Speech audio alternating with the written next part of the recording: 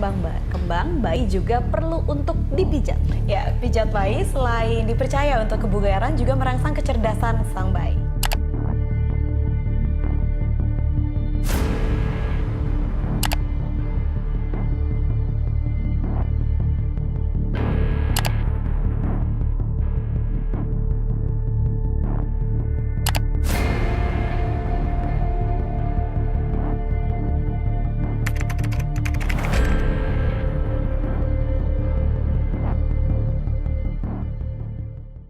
Berbagai mitos yang menyelimuti praktik ini menimbulkan banyak sekali keraguan bagi orang tua. Halo semuanya, saya Sansha. Saya Arsi. Di sini kami akan memperkenalkan tentang praktik tradisional yang sudah ada di Indonesia sejak zaman dahulu, yaitu pijat bayi. Apakah benar bahwa pijat bayi menimbulkan efek yang berbahaya? Yuk simak terus videonya ya.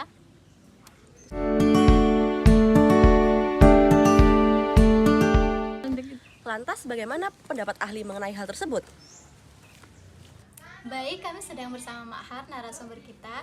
Selamat siang Mak Har. Selamat siang. Mbak Har ini pernah mungkin kayak tahu mitos atau kayak mungkin ada kayak apa yang beredar gitu tentang pijat bayi gitu, misalnya Mbak? Kalau misalnya salah pijat tuh gimana nanti malah kenapa-napa iya, gitu. salah urat. Iya.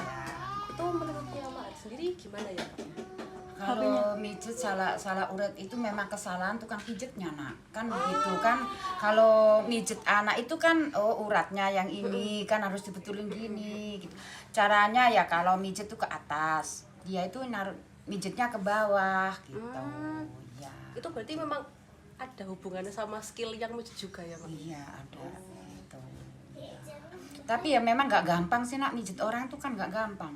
Ada yang mijet, nggak habis dipijet sakit semua juga ada, kan begitu. Ya, gitu. Kalau misalnya sakit kayak gitu biasanya diberhenti dulu atau tetap dilanjutin sampai uratnya bener gitu atau gimana? Loh. Kira-kira? Kalau sakit itu tergantung yang dipijet. Kalau dipijet, Mak, itu sakit gitu, kita kan berhenti dulu. Oh gitu. Sakit yang mana? Oh berarti saya begini. Oh berarti ini salah mijet, berarti saya gitu. Terus saya lurusin dulu, itu baru dipijat lagi. Permisi Mak Har. Iya. Mak Har pertama kali melakukan praktek ini tuh dari belajar sendiri atau turun temurun? Sama dari orang tua.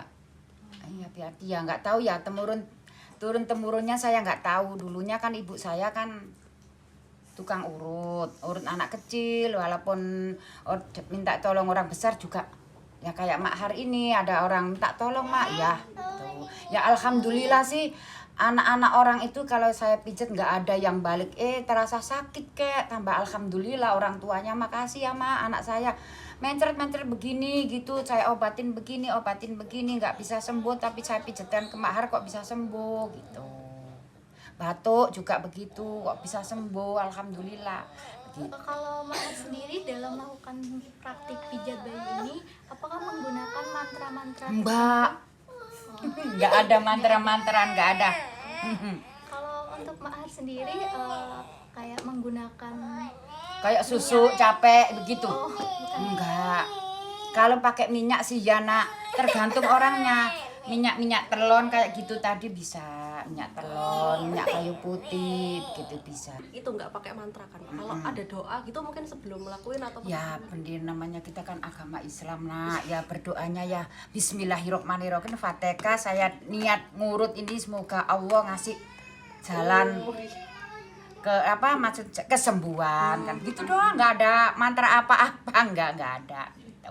Kalau dari minyaknya tergantung sakitnya atau gimana? Enggak, orangnya mah jangan minyak kayu putih ya, baunya nggak enak gitu ya, saya minyak telon gitu. Terus saya sendiri tuh punya minyak sendiri, minyak zaitun gitu. Ini racikan sendiri gitu berarti? Enggak, beli ini Nak. punya sendiri. Beli, iya. Kalau menurut Mak Har berapa lama ya kira-kira waktu untuk Waktu pijat mijet bayi gitu. itu? Ini 1 jam, Dok. 1 jam pasti tuh saya takrin 1 jam. Berarti 1 jam udah cukup. 1 jam udah cukup. Gitu. Walaupun dewasa, walaupun anak-anak 1 jam. Ini yang diurut. Ini namanya kalau orang Jawa entong-entong. Ya. Entong-entong ini kalau batuk. Ini sininya. Ini kalau batuk. Kalau anak kecil kadang-kadang kan capek. Ini dari ini. Ini dari sini nih. Kalau anak kecil kan kadang-kadang lari-lari, kecengklak gitu ya. Iya. Nah, ini. Ini buat apa, Mak? Ini kaki sakit, kepala pusing kan di situ. Nah, ini kepala pusing, kadang-kadang perut kembung ya bisa dari sini, masuk angin. Terima kasih banyak kepada Mak Har yang telah berbagi pengetahuan dan keterampilannya tentang pijat bayi dengan kita semua. Seperti yang telah kita lihat, pijat bayi bukan hanya sekedar tradisi, tapi juga memiliki banyak manfaat kesehatan baik secara fisik maupun emosional bagi bayi. Pijat bayi membantu meningkatkan sirkulasi darah dan sistem pencernaan bayi, membantu bayi tidur lebih nyenyak dan meredakan ketidaknyamanan seperti kolik, atau kondisi ketika bayi menangis tanpa henti selama berjam-jam dan tanpa alasan yang jelas. Selain itu, pijat bayi memperkuat ikatan emosional antara bayi dan orang tua, memberikan rasa aman dan kasih sayang yang sangat penting dalam masa pertumbuhan awal. Penelitian juga menunjukkan bahwa pijat bayi dapat membantu dalam perkembangan motorik dan sensorik bayi. Sentuhan lembut dan gerakan pijatan merangsang saraf-saraf di kulit yang kemudian mengirim sinyal ke otak, membantu bayi mengenali dan merespon rangsangan dengan lebih baik. Selain manfaat kesehatan, pijat bayi juga merupakan bagian dari warisan budaya kita. Pijat bayi telah menjadi bagian dari tradisi keluarga yang diturunkan dari generasi ke generasi. Ini adalah pengetahuan yang diwariskan dari nenek moyang kita yang memahami pentingnya sentuhan dan kehangatan dalam perawatan bayi.